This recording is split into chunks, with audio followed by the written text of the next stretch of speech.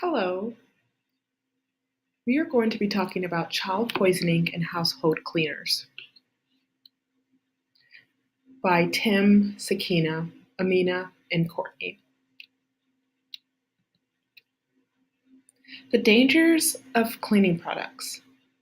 These include hybrid products, and hybrid products are products that are purposely packaged to look like food items so that consumers will subconsciously associate that with food instead of something that is chemical and toxic.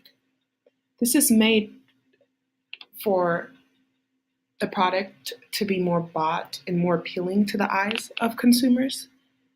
These companies make detergent and other cleaning products appealing to the eyes of consumers, making it colorful and adding fragrance. However, this addition also appeals to the eyes of young children who explore by putting objects in their mouth. An ingestion of these cleaning products are detrimental to young children, and I will discuss more about this throughout the slides.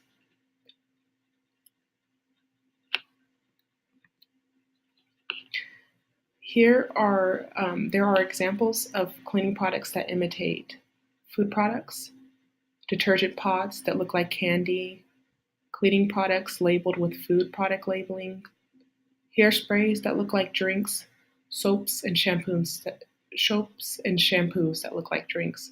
And here in one store is where you see Fabuloso right by Welch's fruit drinks. Now, how often does this occur? In 2012, Poison Control Center reported 7,700 detergent pod-related exposures of children aged 5 and younger. Pod ingestion symptoms include excessive vomiting, lethargy, and apnea, and also diarrhea, and it could lead to CNS, central nervous system, and respiratory depression, metabolic acidosis, dysphagia, which is difficulty swallowing, and it can cause victims to be admitted to the intensive care unit. 8 deaths between 2012 and 2018 have been reported, 6 from Tide Pods alone and other detergent pods. Here's another statistical showings saying that in early 2012, the Journal of Pediatrics stated that during the first 4 months, 104 counts of human ingestion of Fabuloso cleaners with more than 40% of calls for kids older than 12 years old. It is a gastrointestinal irritant, but not likely to cause mortality. Well, if it is being ingested over a longer period of time, it can lead to some mortality as well. And it's very serious that we prevent this, because this is a very serious case, and there are a lot of people who are not really aware of the dangers. And we just, to make this aware and for people to know more about this and the risk of it and what advertising does that really can become hazardous for children and people, and adults as well. But mostly children is what we want to focus on here. How does this happen, and what is most likely to be consumed? Well, most often happens when the product is in use. So if you're using the product in the home, yes, that's, and the kid can get a hold of it and end up drinking it. And it's consumed because of their color and their odor. For example, bleach, laundry products, ammonia cleaners, and dish detergent. Bleach, for example, they have different scents, like lavender and other appealing scents that smell like citrus fruits. And a dish detergent that has very different stuff that smell like citrus fruits as well, that it's smells like you could almost eat it or drink it. Now, here I'm going to show you a couple of videos of interviews of people of where they store their chemical products in their homes. So do you have any children or grandchildren? Yes. How many? 3 daughters and 1 grandson. Where do you normally store your chemicals or household detergents at home? A lot of the cleaning supplies are underneath the sinks, the kitchen sink and bathroom sinks, and the laundry detergent is on top of the washer downstairs in the basement.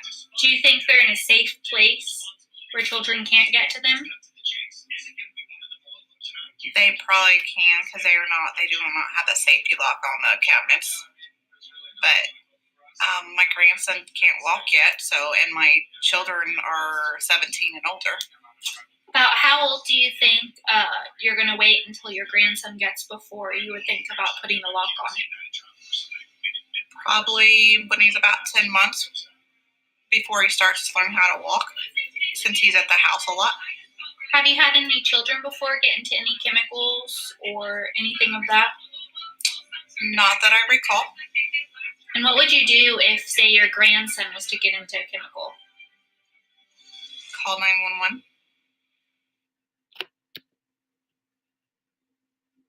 So, do you have any children? No. Do you live with any children at home? Not anymore. Where do you normally store your chemicals and household products? Under the kitchen sink or in the laundry room. Now, do you think that's a safe enough place if you had family members or nephews come over? Yes, they're childproofed. They're childproofed? And what do you mean by childproofed? We have the little taps, so unless you know how to pull it out and use your fine motor skills to open it, you can't get in. And if, say, the child was to get into it, what would you do? Call poison control. So do you have any kids or live with any kids? I do not. Where do you normally store your chemicals in your house, like cleaning products or detergents? A lot of it in our bathroom is up above the toilet, and a lot of them are underneath the kitchen sink as well. Now, what do you think you would do if you had a little kid or a family member come over here? Would you do anything to change that before they came? Particularly children, I know they have these little plastic zip tie kind of things, security locks. Try to keep kids out of that. As for the toilet, not really sure. I really have to know if the kids would be able to get up in there, because I know there's some hazardous stuff like toilet bowl cleaner and whatnot. And say one of your future kids or family members got into the cleaning products, what would you do first? First thing I'd do would be to call the poison control, something to that extent. Be the first thing I'd call, see if I can get a local hospital somewhere around there. Something like that. Okay, thank you. Mm-hmm. Now, you have just seen a couple videos about what you would do and where you would store cleaning products and what would happen. If that were to happen, what would you do? And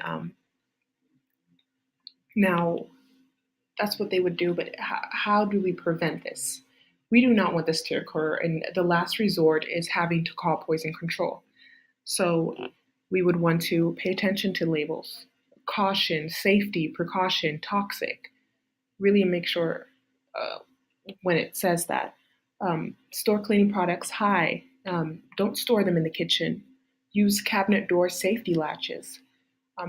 Never call cleaning products other than what their name is, and other than cleaning products or cleaners. Do not mix cleaning products. Store it in its original container, and dispose of paper towels and rags properly that touch chemicals. And list emergency numbers, such as poison control and 911. Poison control are staffed by registered nurses, registered pharmacists, medical doctors, and health educators. It's 24/7 and it's local. Thank you. And these are the citations